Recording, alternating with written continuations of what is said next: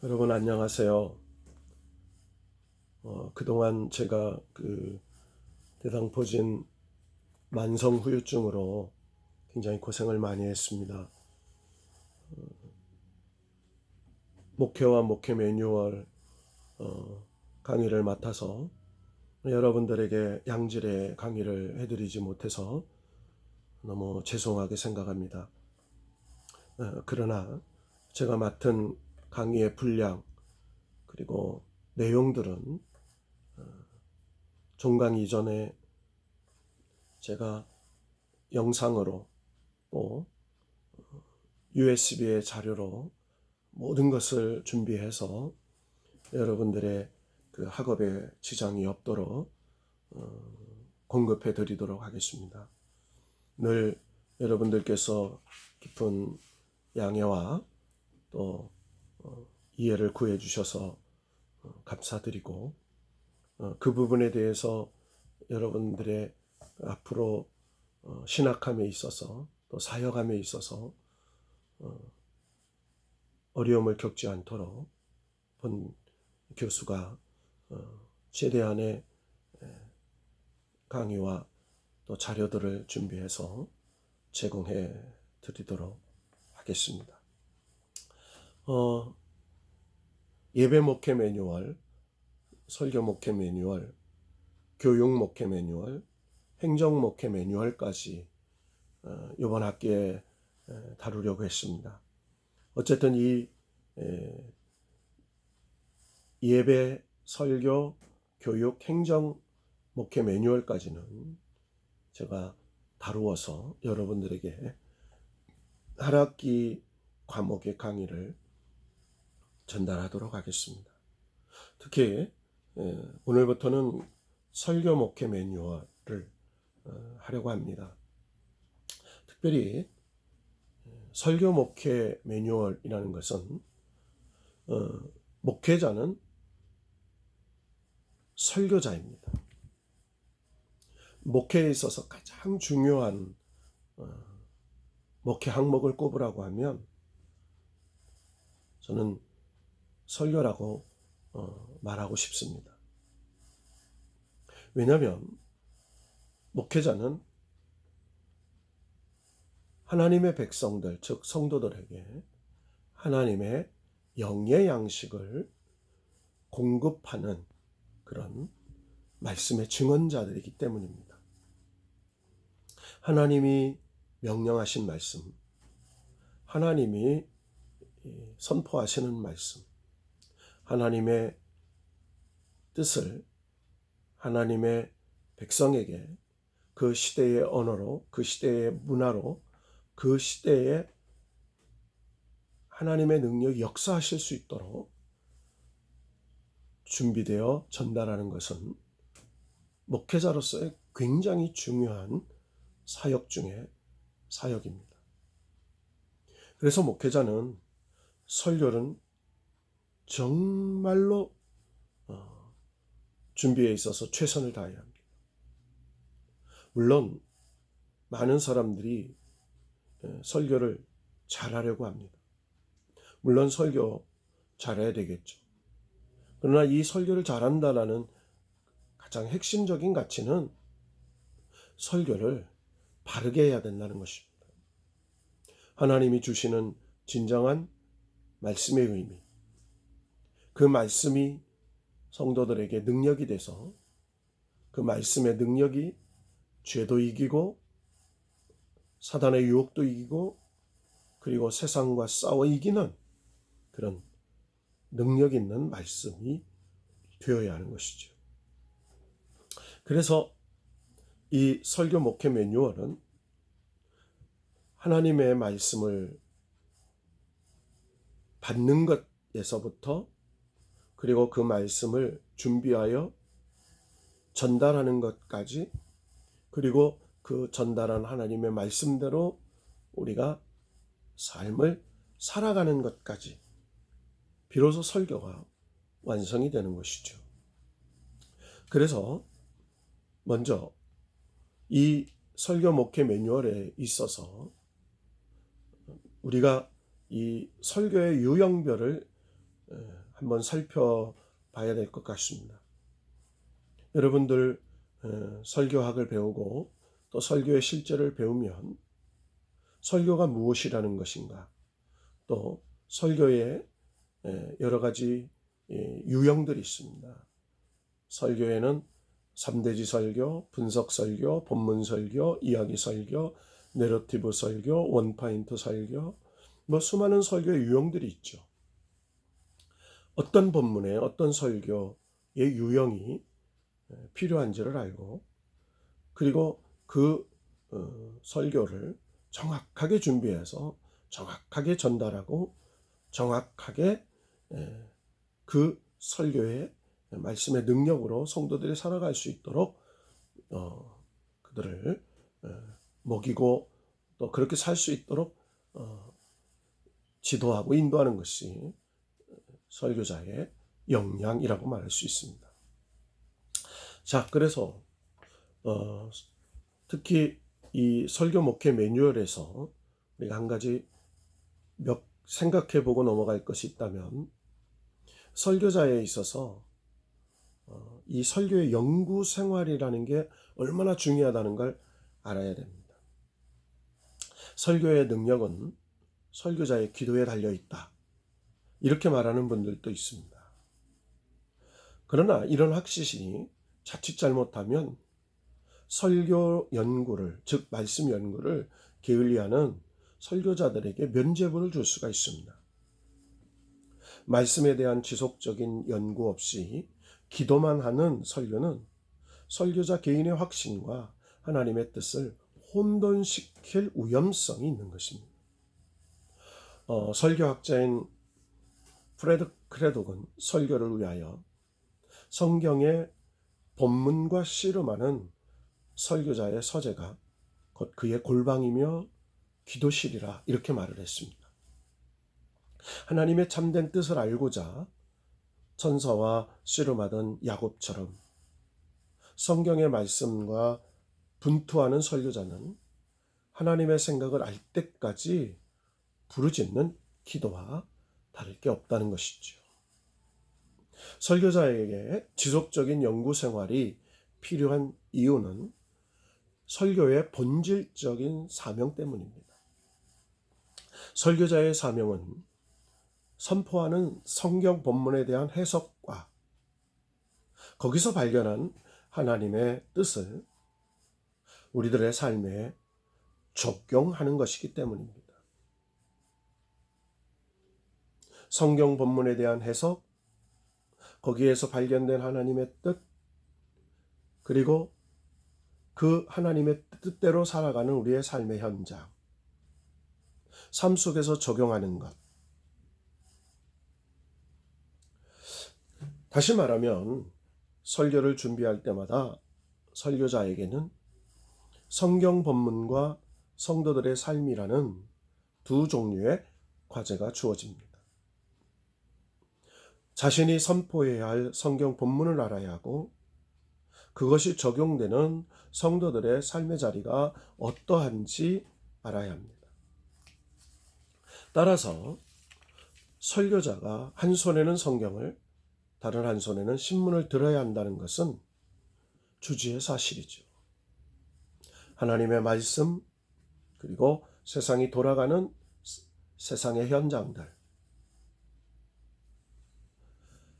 그래서 설교자의 연구 생활을 위한 안내는 두 가지 종류로 제시됩니다. 하나는 성경 본문에 대한 연구며, 하나는 오늘을 사는 성도들의 삶에 대한 연구입니다. 자, 먼저 성경 본문 연구에 대해서 우리가 한번 살펴보려고 합니다. 성경 본문에서 설교할 메시지를 창안해내기까지 설교자가 연구해야 할 과제들은 다음과 같습니다. 첫째, 우리는 하나님의 말씀을 준비하기 위해서는 우리가 어떤 말씀을 전해야 되는지, 그리고 어떤 말씀을 선포하시기를 원하는지 하나님과 영적인 교제의 시간이 필요하죠. 그래서 하나님 앞에 소위 얘기해서 말씀 받기 이렇게 얘기할 수 있습니다. 그러니까 하나님 어떤 본문, 어떤 말씀을 전하시기를 원하십니까?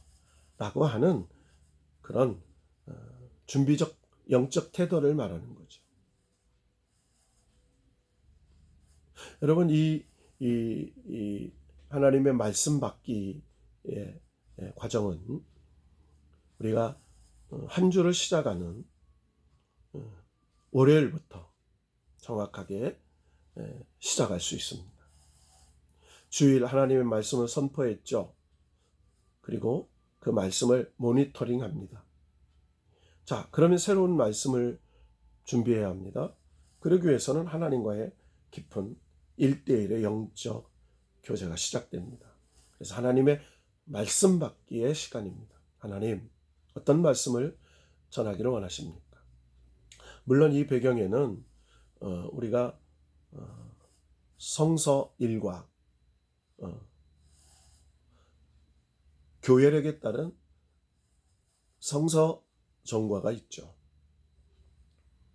교회력은 예수 그리스도의 탄생과 추수감사절로 예수 그리스도의 생애가 교회력이죠. 그 교회력에 맞춰서 1년 365일이 만져져 있습니다. 그래서 교회력과 성서정과는 3년을 그 성서 정과를 따라서 우리가 설교를 하게 되면 성경 한 권을 그대로 설교하게 되는 그런 목록표와 같은 것입니다. 될 수 있으면 성서 정과를 따라서 하나님의 말씀을 전하는 것이 가장 기본적인 것입니다. 그래서 목회 사역의 초년에는 이 성서 정과를 따라서 하나님의 말씀을 전하는 기본적인 훈련이 되어야 합니다. 그래야 편중되거나 그리고 또 편식하는 그런 우를 범하지 않을 수 있게 됩니다. 자, 어쨌든 하나님의 말씀을 받기 위해서 하나님과 영적인 교제를 합니다. 하나님, 예를 들어서 금주가 추수감사주일 주간입니다. 감사절의 주간입니다. 어떤 말씀을 전해야 될까요? 그러면서 하나님 말씀을 묻기 시작하고 하나님께서 주시는 말씀을 놓고 기도하기 시작합니다. 자, 그래서 우리가 성서 정과를 통해서 감사절의 메시지에 관련된 본문을 우리가 성경에 여러 본문이 있겠죠. 그 본면들을 우리가 생각하면서 하나님께서 주시는 그 본문을 정하게 됩니다. 설교할 본문이 정해지면 설교자는 1차적으로 본문이 어떤 의미이며 무엇에 관하여 말하는지 파악될 때까지 본문을 묵상합니다. 이는 본문의 표면적 의미를 읽어내는 것입니다.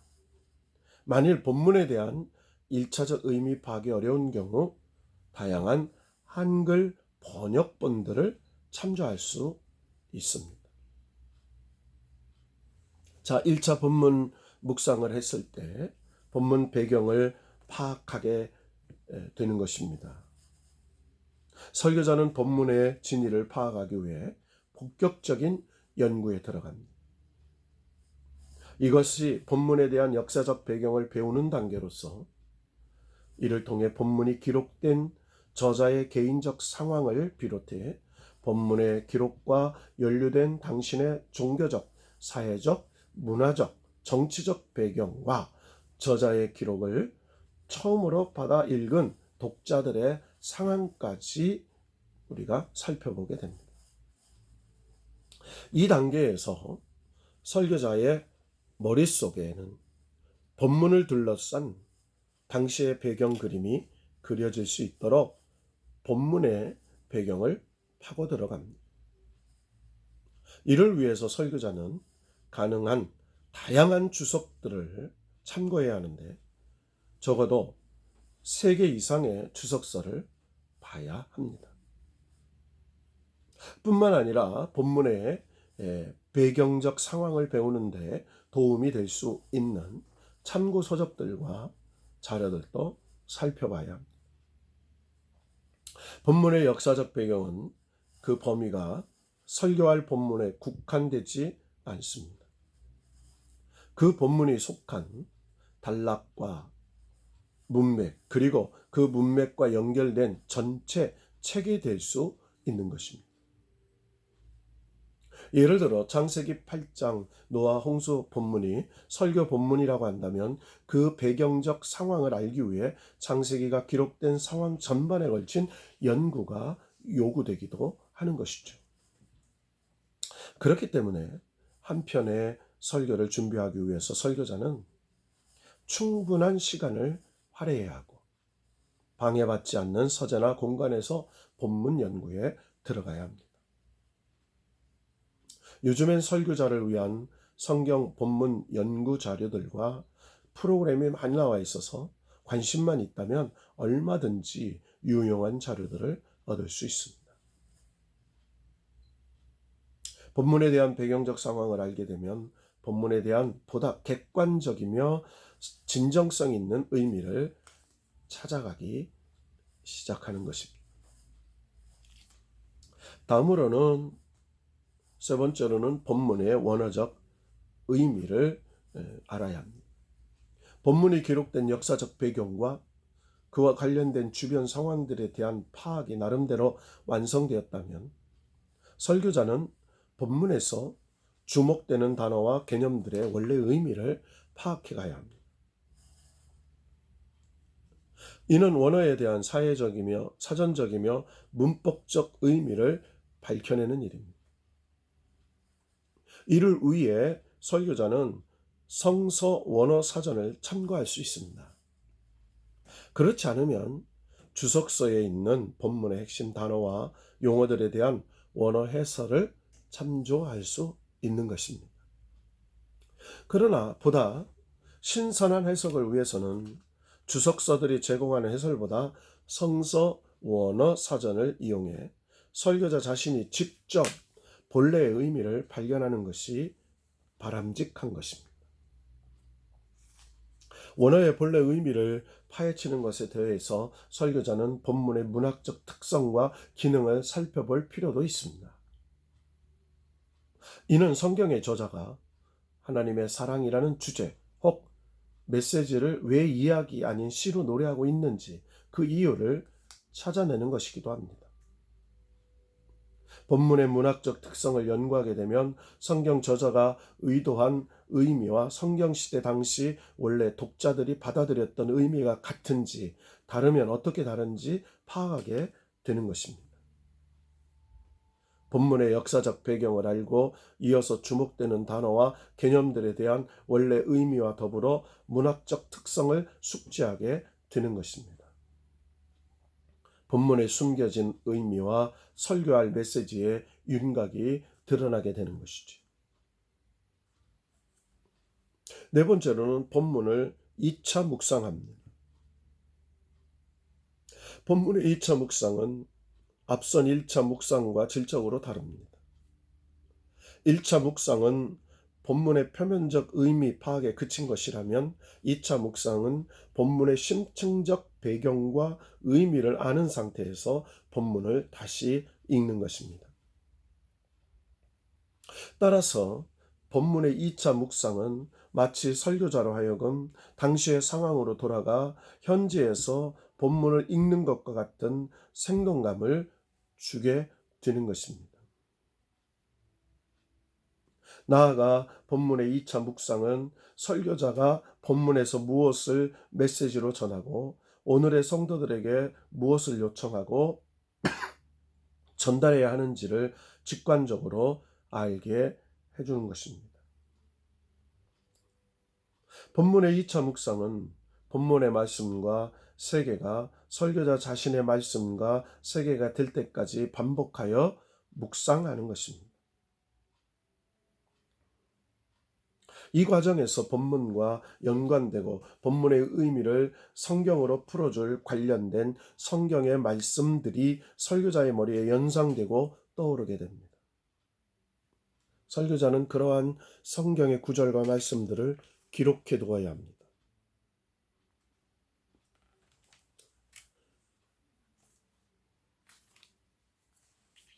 본문의 연구의 다섯 번째는 본문의 신학적, 목회적 의미를 파악하는 단계입니다.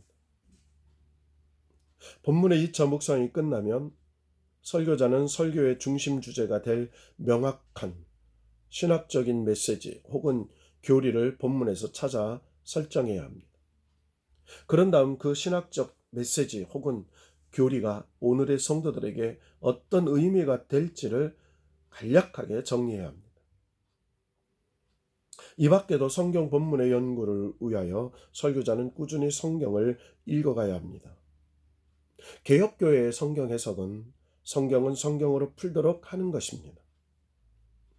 성경 주석에 대한 다양하고 전문적인 주석서와 자료들이 흔치 않던 시절 한국교회 선배 설교자들은 성경만으로 성경의 깊고 오묘한 뜻을 밝혀내기에 부족하지 않았습니다. 때로는 성경의 말씀들을 폭넓게 숙지하고 암기하는 것이 성경에서 말씀하시는 하나님의 뜻을 온전히 발견하는 척도가 된 것입니다. 본문에 대한 연구가 끝났다면 큰 이 성도들의 삶에 대한 연구를 해야 합니다. 성경 본문의 성실한 해석과 더불어 해석을 통해 얻어진 메시지를 오늘의 성도들의 삶에 적용하는 것이 설교 사역입니다. 설교의 적용은 성경의 뜻을 성도들이 전해받아 그들 스스로 알아서 자신들의 삶에 적용하도록 내버려 두는 것이 아닙니다. 설교자의 연구 생활이 지속적으로 필요한 것은 성경의 참된 뜻이 필요한 성도들의 삶의 자리가 어디이며 그것이 왜 그들에게 필요하고 그것을 통해 기대되는 변화와 열매는 무엇이며 과연 어떤 방식으로 전달할 것인가를 명확히 알 수 있어야 하기 때문입니다. 말씀의 적용은 설교자가 성도들의 삶의 현장을 깊고 폭넓게 알고 있을 때 그것은 바람직하게 되는 것입니다. 쇠술을 헌 부대에 담으면 부대가 터져 쇠술도 버리게 되는 것처럼 장구의 연구를 통해 얻어낸 하나님의 깊은 뜻이 적소에 적용되지 않는다면 하나님의 말씀도 무색하게 되고 적용한 효과도 없어지게 되는 것입니다. 따라서 설교자는 성도들의 삶의 자리를 깊고 폭넓게 알도록 힘써야 합니다. 설교자가 성도의 삶을 알기 위해 연구해야 할 과제는 다음과 같습니다.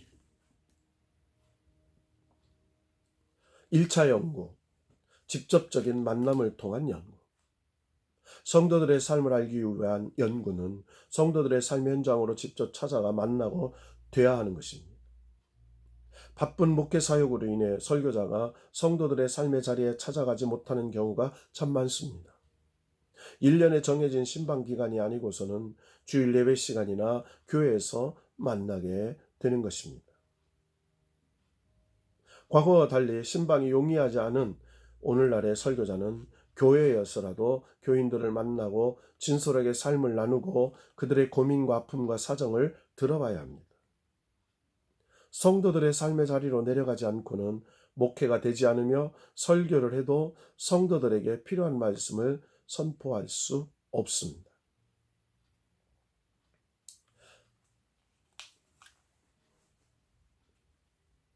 성도들의 삶의 연구 두 번째는 2차 연구의 과정입니다. 뉴스와 신문, 인터넷, 시사매체를 통한 연구입니다. 성도들이 속한 사회의 정치, 경제, 문화, 교육적 상황을 아는 것이야말로 성도들이 처한 상황의 근원적 배경을 알게 되는 것입니다. 그러므로 설교자는 사회를 꼼꼼히 읽어나갈 수 있어야 합니다. 사회적, 경제적 지표들이 성도들의 삶에 어떤 영향을 주는지 관심을 가져야 합니다. 크고 작은 사회의 사건들이 성도들에게 미치는 경제적 파장도 눈여겨봐야 합니다.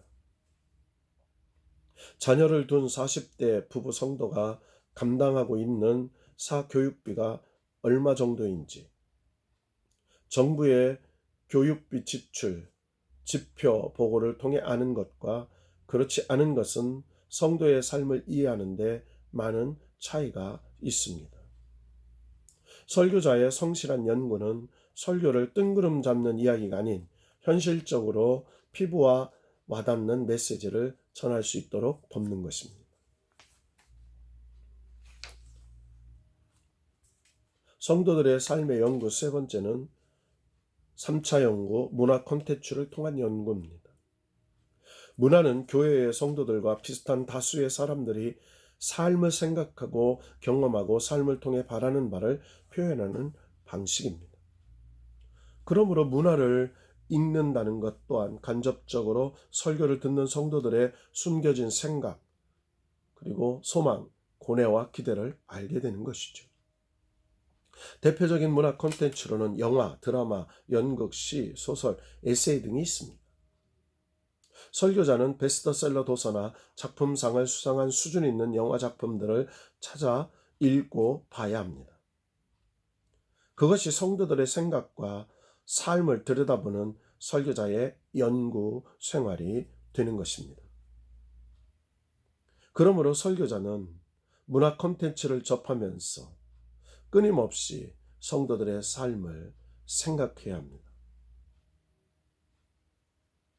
우물을 깊이 팔수록 맑고 맛 좋은 물을 걸러낼 수 있는 것처럼 설교자의 연구생활 깊이에 따라 설교자의 메시지가 좌우되는 것입니다. 바쁜 목회 사역으로 설교를 위한 진지한 연구가 불가능한 것이 현실입니다. 그러나 하나님의 생명의 말씀이 목회자가 힘써도 할 수 없는 일들을 이루어낸다고 할 때 목회자에게 가장 우선시되는 것은 설교를 위한 성실한 연구 생활인 것입니다.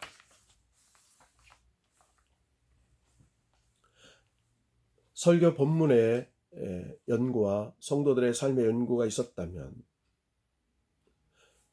이제 그 말씀을 우리가 기록하고 그리고 주석한 것을 원고화해야 합니다. 바로 이 과정을 초고 작업이라고 하죠. 그래서 우리가 그 당시에 어떤 유형으로 설교할 것인지, 현대 설교학에서 많이 사용되는 4페이지 설교를 한다고 예를 들었을 때 성경의 본문의 문제와 그리고 우리의 삶의 현재의 문제, 그리고 성경의 문제의 해결과 우리의 삶의 문제의 해결, 이 4장면으로 연구하는, 그래서 어떤 유형으로 설교할지를 결정하는 것 굉장히 중요합니다. 그래서 그 준비한 유형에 맞춰서 설교 원고를 초고하는 것이죠. 그것이 대략적으로 수요일 정도면 끝나게 됩니다. 하나님의 말씀을 받고 그리고 본문을 선택하고 본문을 묵상하고 본문을 연구하고 그리고 설교의 요령을 정하고 그리고 설교의 원고의 초고를 기록하고, 자, 그리고 마지막으로는 이제 목요일 정도 되어 설교를 완성하는 것입니다. 설교의 기초 원고에서 설교 원고를 완성시키게 되는 것이죠.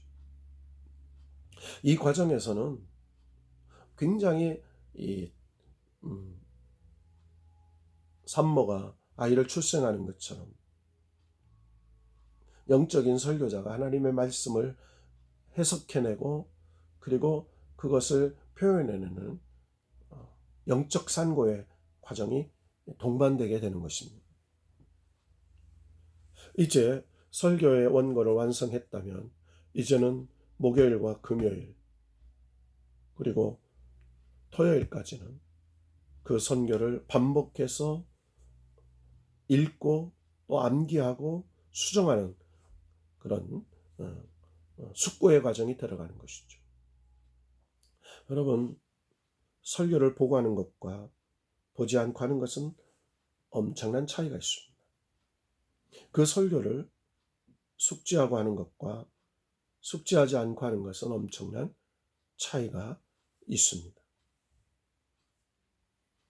그래서 목요일, 금요일, 토요일을 통해서 하나님이 주신 그 설교 메시지를 읽고 또 읽고 암송하면서 그 하나님의 말씀이 완전히 내 삶에 그리고 내 영적으로 내 언어로 내 표현으로 그것이 배어들어서 그것을 정말 농숙한 하나님의 말씀으로 전달해야 되는 것입니다. 설교는 하나의 종합 예술과 같은 것입니다. 그것은 어느 한두 가지 요소에 의해 결정되는 것이 아니라 다양한 요소들이 작용하여 이루어진다는 점에서 종합적입니다. 그럼에도 불구하고 이 모든 것을 세울 수도 있고 허물어 버릴 수도 있는 중요한 요인으로 작용하는 것이 있다면 그것이 바로 설교자의 영성입니다. 그래서 선교를 완성하고 그리고 그 설교를 글의 언어인 원고에서 표현되는 말로 바꾼다는 말의 언어로 바꾸는 과정도 필요하죠.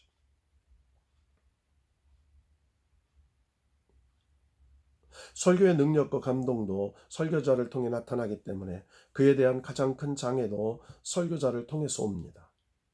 설교자는 하나님의 말씀의 통로가 되기도 하지만 오히려 말씀의 흐름을 가로막는 걸림돌이 되기도 합니다. 설교자의 약점 때문에 하나님의 말씀이 희미해지고 말씀의 능력이 주춤거릴 수도 있다면 그것은 얼마나 안타까운 일이 되겠습니까? 물론 성령님께서 아주 빈약한 설교도 유용하게 사용하셔서 놀라운 역사를 일으키기도 하시고 설교자 없이도 직접적으로 말씀해 주셔서 사람을 구원하기도 하십니다. 하나님은 도구에 의해서 제한받는 분이 아니시지만 지금껏 설교자들을 사용해 오셨고 오늘도 사용하기를 원하시는 것입니다. 하나님의 사용하심 앞에 서 있는 설교자라면 무딘 연장이 아니라 좌우의 날선 칼과 같이 사용돼야 하는 것을 우리는 깨달아야 합니다. 그러므로 설교자에게 가장 절실하게 필요한 것, 반드시 주의해야 할 것은 바로 자신의 영성관리입니다. 우리가 하나님의 말씀을 준비하고 또 암송하고 그리고 그 모든 것들이 되어 있다면 이제 하나님께서 성령으로 역사하실 수 있도록 기도하고 하나님의 도움을 구하는 것입니다. 설교자의 영성생활은 어떻게 세워가고 관리해 가느냐가 설교 사역을 지속적으로 힘있게 하는 요소로 작용합니다. 첫째, 설교자는 하나님 앞에서 깨어 있어야 합니다. 성경에서부터 시작하여 각 시대마다 쓰임받았던 영광스러운 설교자들은 언제나 하나님 앞에 깨어있던 사람들이었습니다. 그분의 임재와 영광에 취했던 사람들이었습니다. 그들은 하나님께서 이 땅을 향해 가지셨던 핏빛 갈망을 가진 사람들이었습니다. 그러한 간절함 때문에 세상을 바라보며 눈물을 흘리며 깨어있었던 사람들이었습니다. 비록 그들은 소수였지만 온 땅이 하나님의 영광을 인정하는 그날까지 결코 쉴 수 없는 사람들이었습니다.